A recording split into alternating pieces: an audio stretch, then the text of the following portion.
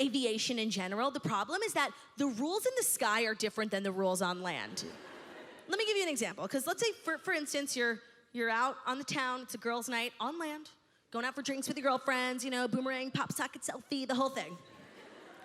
Getting drinks, and you're at a restaurant and you need ice. You're drinking a beverage, you need some ice. So what do? There's protocol. You'll do the little dance to flag down the waitress. You're like, thank you.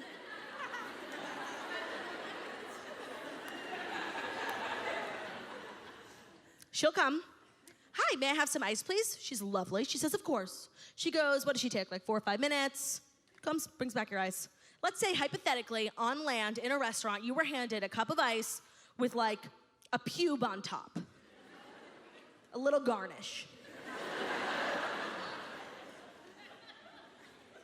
What would you do? There's protocol. Here's what you do.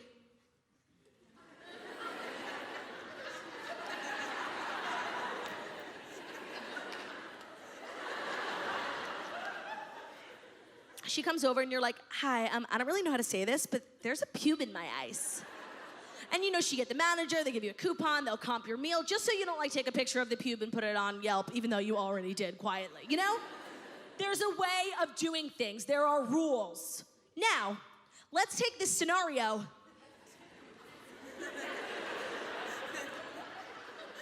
30,000 feet up. Let's say, hypothetically, you're one of the chosen people who gets to speak to a flight attendant. Once you take off, power dynamics have shifted. There's no dance, there's none of that. You're very afraid of her. And you're like, hi, I know you're really busy and like I won't take up a lot of your time. If I could just get like a little bit of ice, like I don't even need a whole cup. You give me one cube and a napkin, like I said in your realty. I'm so sorry to take up a lot of your time. I'm sorry, I love you. And she couldn't be more rude. She's like, I'll see what I can do. Acting like you just asked her for the most inconvenient thing, like you just asked her for a bomb. So she'll go, you know, she's busy. She comes back like 6 hours later with 1 cube of ice. So let's say, hypothetically, a flight attendant brings you a cup of ice, a little pube on top. Actually, no, it's not little, it's big. It's black and curly.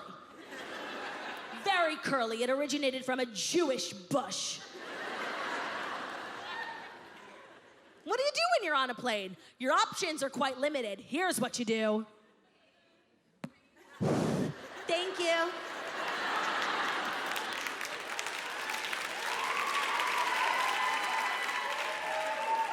We accept the love we think we deserve in the sky. And every time I get off a plane, I'm so mad.